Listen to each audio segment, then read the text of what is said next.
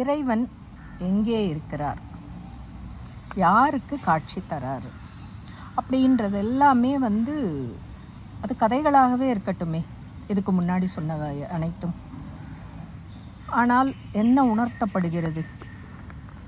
அதாவது ஒரு குயவனுக்காக அவன் வீட்டின் முன்னால் இறைவன் காத்திருந்து சிலையாக ஆனது ஒரு கதையாகவே இருக்கட்டும். என்ன அடுத்தது பார்த்திங்கன்னா, ஒருவன் ஒரு மன்னன் ஒரு பெரிய கோவிலை கட்டுகிறான். அந்த கோவிலில் கும்பாபிஷேகத்திற்கு வராத இறைவன் ஒரு சாமானியனான ஒரு எளியவன் மனதுக்குள் கட்டிய கோவிலில் போய் அவன் அமரப்போகிறேன் என்று யாருக்கு உணர்த்துகிறான்? மன்னனுக்கு உணர்த்துகிறான். அப்போ நன்றாக புரிந்து கொள்ளுங்கள். என்ன, இறைவன் யாருக்கு காட்சி தருகிறான்,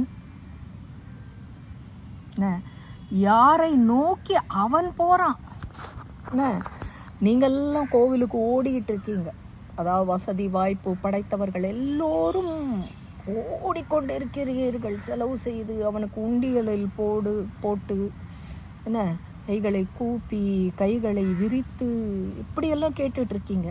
ஆனால் சித்த புருஷர்கள் எல்லோருமே இறைவனை தன் அகத்தே வரவழைச்சாங்க, தன்கிட்ட வரவழைச்சாங்க.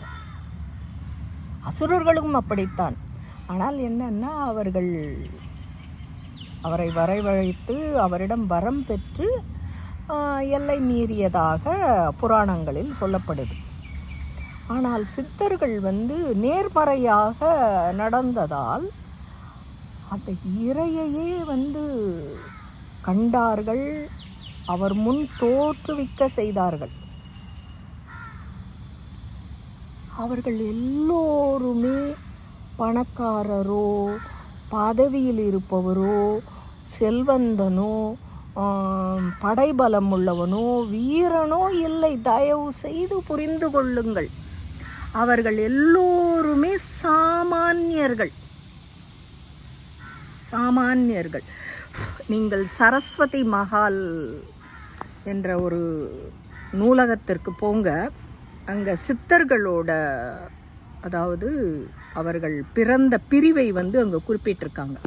ஏன்னா அங்கே புகைப்படம் எடுக்கக்கூடாது என்பது. எல்லோருமே பார்த்தீர்கள் என்றால் குயவர்கள், வேடன், விவசாயி, இவர்கள்தான் எல்லோருமே அங்கு சித்தர்களாக பெயர்கள் குறிப்பிட்டு அந்த சமூகத்தை